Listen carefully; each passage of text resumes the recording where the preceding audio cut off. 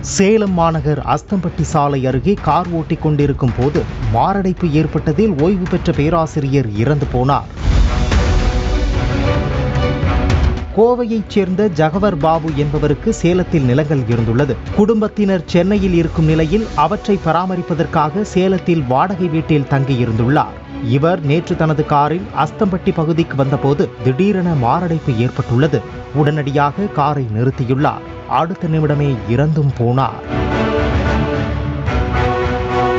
இதை கண்ட போக்குவரத்து காவலர் ஒருவர் அஸ்தம்பட்டி போலீசாருக்கு தகவல் அளித்தார். அஸ்தம்பட்டி போலீசார் சம்பவ இடத்துக்கு வந்து சடலத்தை மீட்டு மருத்துவமனைக்கு அனுப்பி வைத்தனர்.